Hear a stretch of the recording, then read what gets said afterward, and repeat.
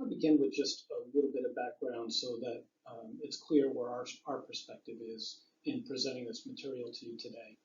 For new buildings and substantial renovations, we're strictly a planning firm.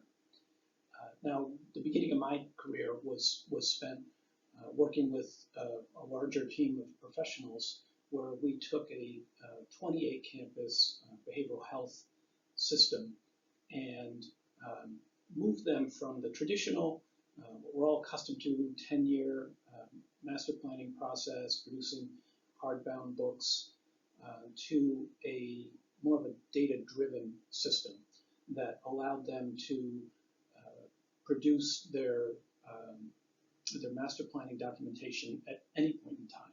These were living documents, which they use to this day, and this process continues and helps this agency, which has 1,500 buildings and 35 million gross square feet, to be in a position of adaptability and responsiveness to changes as they occur. Over the past 20 years, we've been planning student residence halls throughout New York State and have really developed a passion for this work. We maintain unparalleled data and experience with the principles of residence hall design, having now done planning and assessment of almost a third of the residence halls in the SUNY system. We did all of the planning for the largest residence hall project in Dasney's history, that is Binghamton's East Campus housing. We've also acted as the owner's design consultant and planner for the recent design build projects at SUNY Brockport and SUNY's first net zero ready building at SUNY Poly. It's from this perspective, with 3 decades and billions of dollars worth of planning experience, that we'd like to offer some thoughts on campus planning following a year's sabbatical from this work. A sabbatical that was imposed on us by the pandemic, but nonetheless a sabbatical that we feel that we put to good use.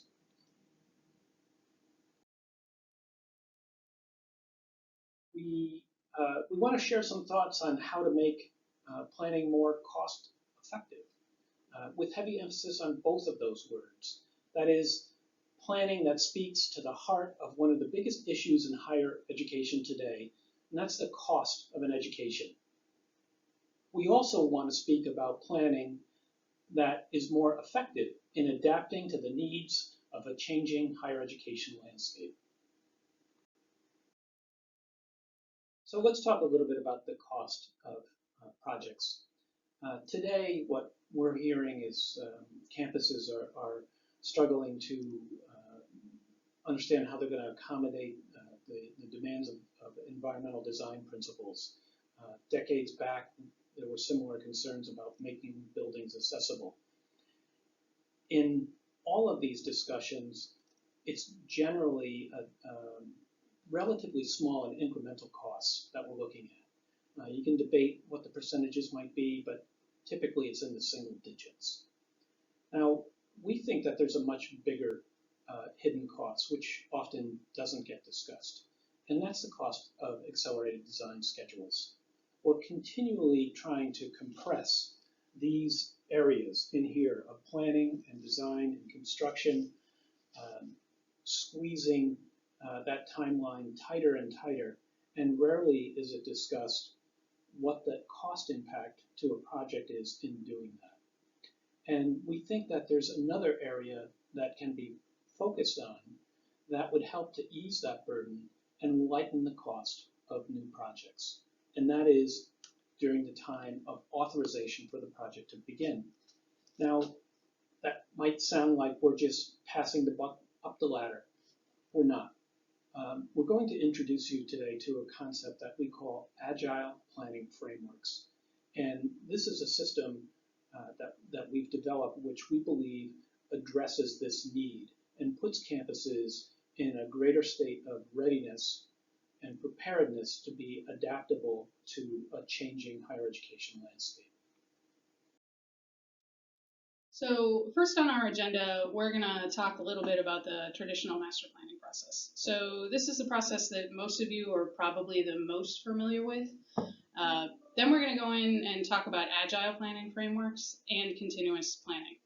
Bart introduced these concepts earlier, and we're going to go into a little more detail about them in those sections. Lastly, we're going to talk about the cost of not planning and how that leads to the need for accelerated project schedules.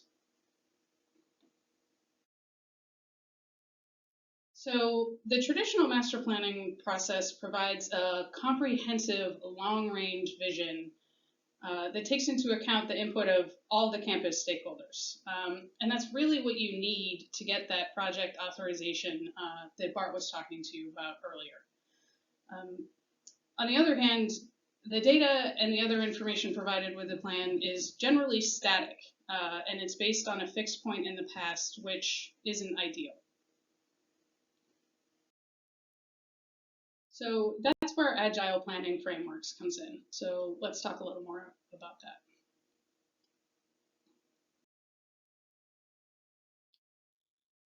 Agile planning frameworks are innovations that we're proposing to the traditional master planning process that we discussed.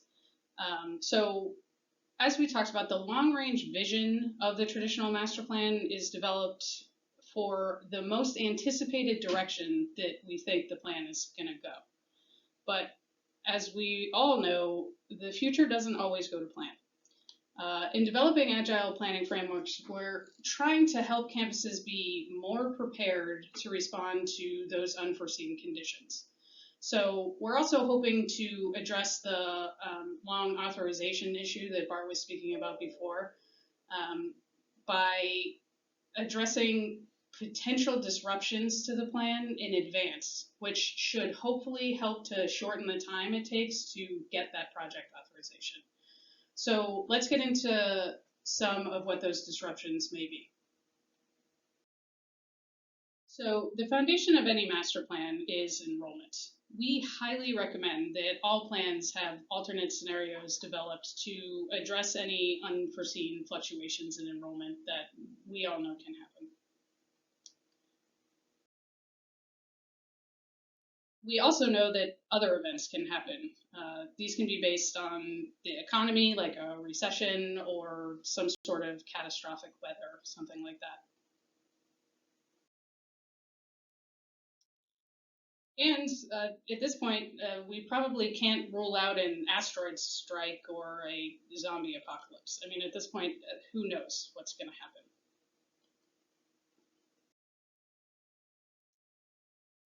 We did expect a pandemic. It has been discussed for decades, but how many of the campuses actually had a plan for it? Some of these things may seem far-fetched, but the point that we're trying to make here is that we just don't know what's going to happen. We can't predict the future. So what we're trying to do with this process is to have the tools in place to get the immediate feedback that you need and be able to adjust your plan if and when something happens. And that's where these frameworks that we've been talking about come in. So I'm going to turn it back over to Bart to explain what is in a framework. So hopefully Jen's run through the types of scenarios that we feel are appropriate to consider in developing some agility to your master planning efforts. I want to clarify a bit what we're talking about with a framework. What is a framework? Well, a framework is a alternate outline of your master plan that seeks to address these different scenarios that could be faced by the campus, giving you a faster response time when there are adjustments to the plan that are made necessary by conditions that come up that were not predicted as being the most likely. Okay, so with that, what you would have is a vision for how are you going to address situations in a pandemic? what is that? How is that going to impact mechanical systems? How's that going to impact your use of space? What buildings are you going to use for quarantine and isolation? It'd be, things like that would be predetermined with some scopes and sequencing, just in an outline. And then, of course, very importantly, what kind of an impact is this going to have on your capital program?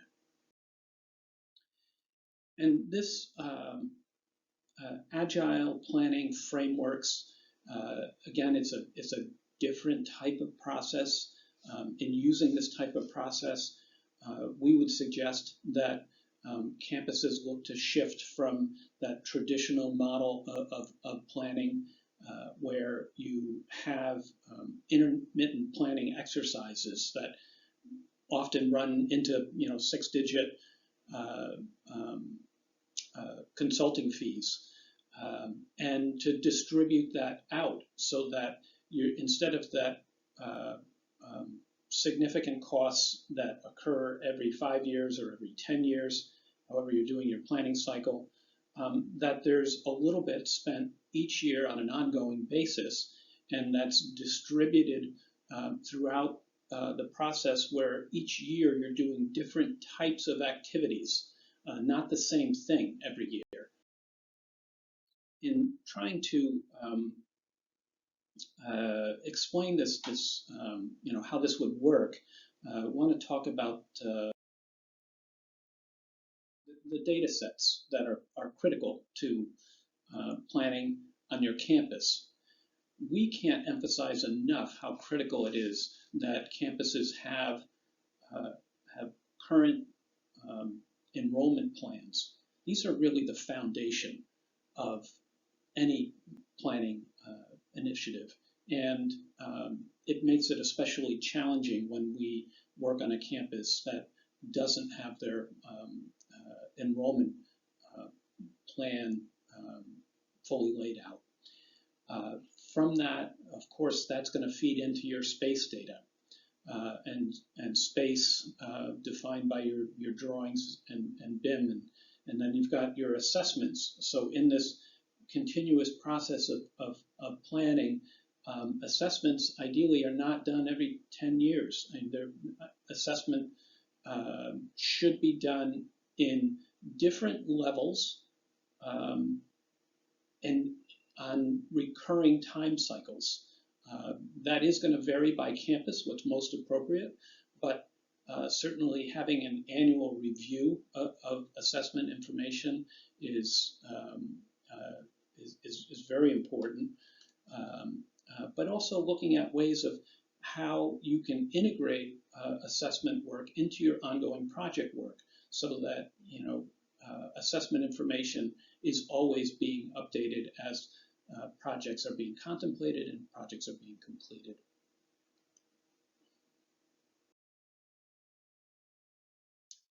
This puts the campus in a stronger position.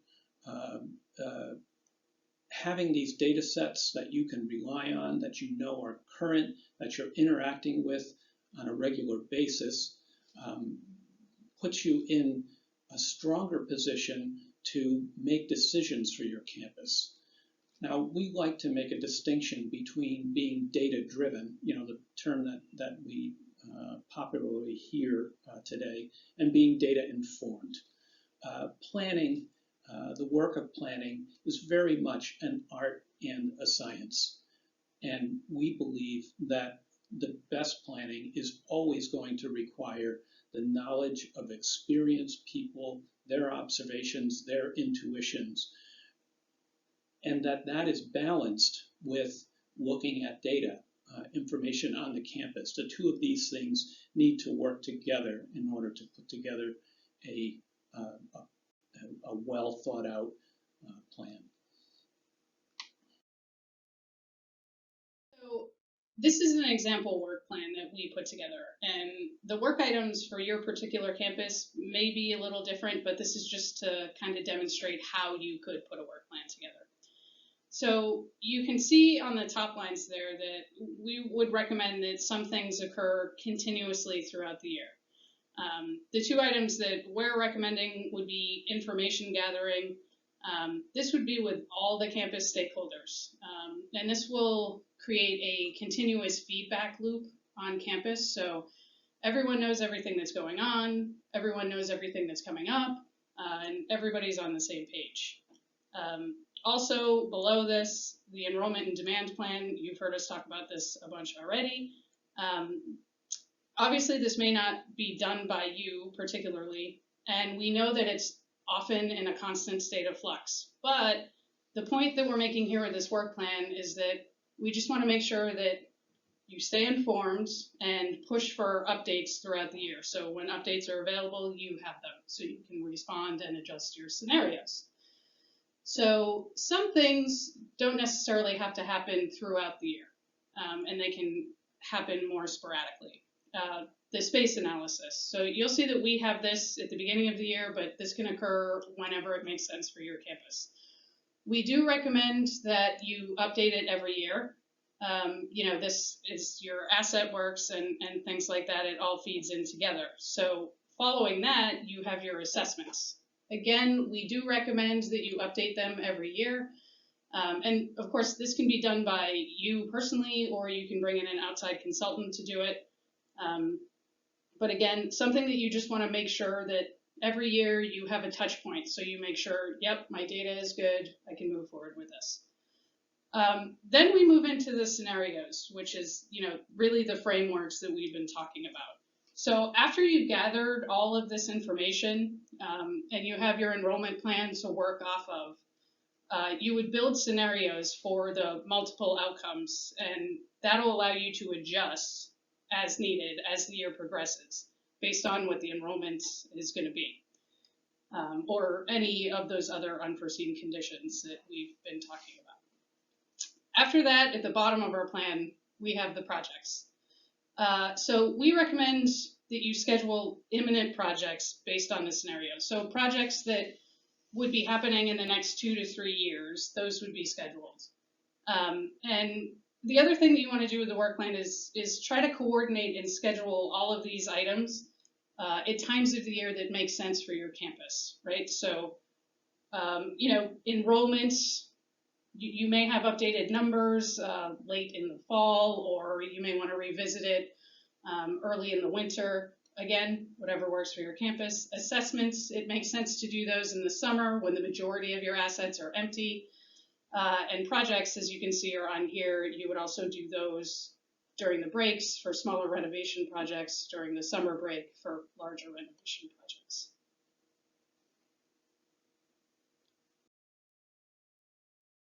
So now you have this work plan laid out, but there's only so much time in a day, so many projects that you can do. So year to year, you need to prioritize your plan. One year there may be a pandemic, or that zombie apocalypse could actually happen. So you won't have the resources to do everything that you need to do, everything that's laid out on that work plan. And that's okay. Those items that you missed can become high priority the following year. It's all about reviewing your data and costs and determining what needs updating. So this prioritization that you see on your screen now, in tandem with the work plan, will also help you to determine when you should bring in outside consultants to help with your work. You may not have the capacity to update your space inventory or do the assessments that you need to do, or lay out the scenarios for that long-term vision that you need to get the authorization. But if you can implement this agile planning process, then you should have the capacity, the authorization that you need, and the funds to bring on that consultant at any time during the planning process. So touching back on the planning process that we're all the most familiar with, the traditional master planning process, as we said, that process lays out a long-term vision. Usually it's a 10-year projection, and projects are scoped out. Some sites may be selected for some future projects. Some estimates may be developed, and schedules are put together for the most anticipated scenario. But then that asteroid strikes, and it blows up your anticipated scenario, and now that back half of your 10-year plan isn't the best roadmap for your campus anymore. So those projects no longer apply, or they at least have to be adjusted.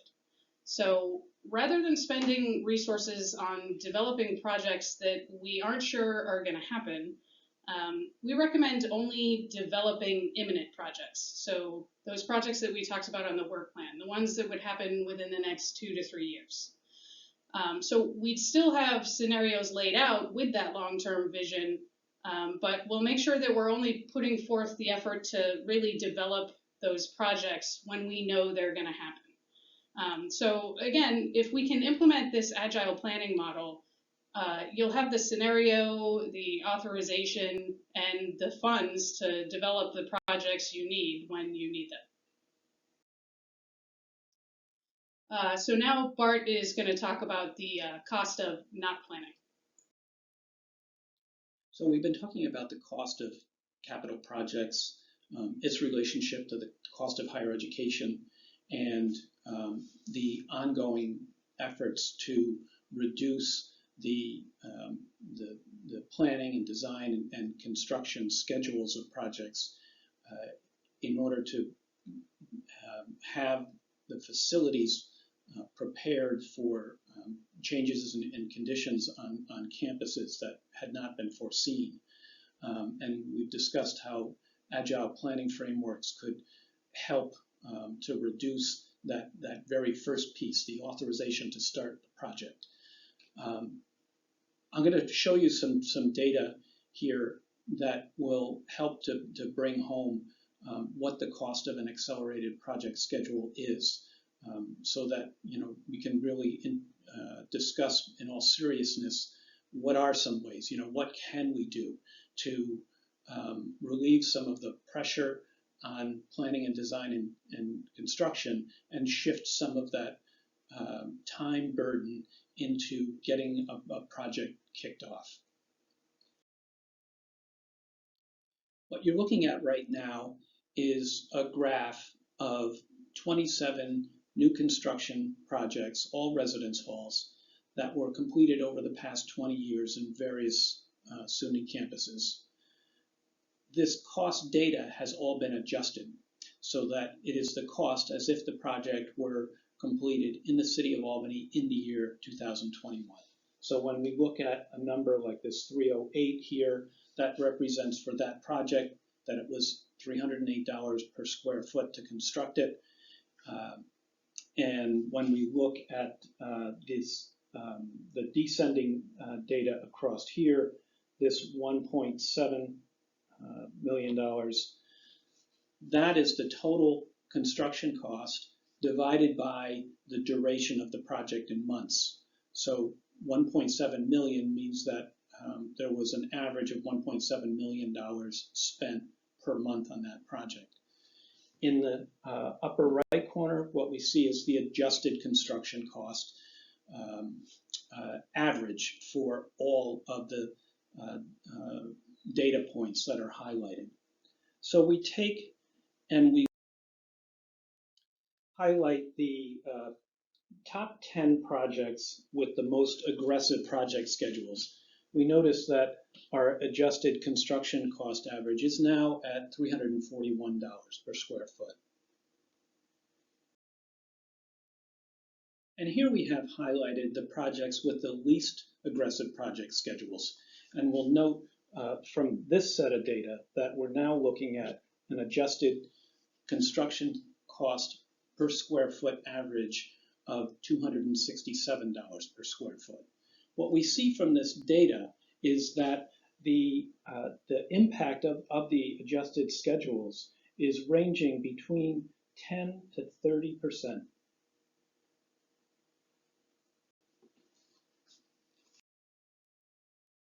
So what is a reasonable time frame for a project? Our work again focused in residence halls, which are really pretty straightforward buildings. Certainly many academic building types will be substantially longer, but just in the idea, administration says we're growing enrollment, and we're going to need to have 200 new beds. A realistic time frame for putting that together, going through planning and design and construction until you get to move-in, is really 3 years. When you compress more than that, there's going to be added costs to a project. The ideas that we've discussed can help to reduce some of that time because some of the planning work may have been completed in advance, some of the ideas may have been preconceived, but ultimately what we suggest as a way to better address the cost of your capital projects is to work on that authorization part, that is the readiness of your campus to be adaptable, to be agile, to be able to adjust as conditions come up because you've already thought about them in advance.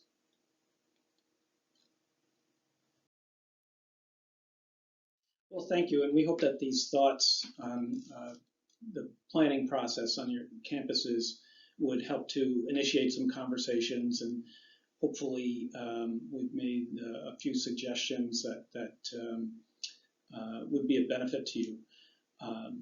Looking at that, moving your campus from an interim-based system of doing your plans with big gaps of time in between into something more of a continuous process, and considering multiple scenarios so that you have that more agile and responsive state on your campus that keeps you in a constant state of readiness, and the ability also just to move on projects when these conditions happen more quickly, so that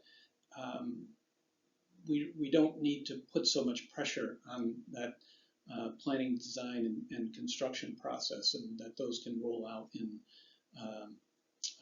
manners where the spending on the project is idealized. So thank you again, and we're going to shift over now to looking at some live models and see what having your data sets available to your planning team can do for you.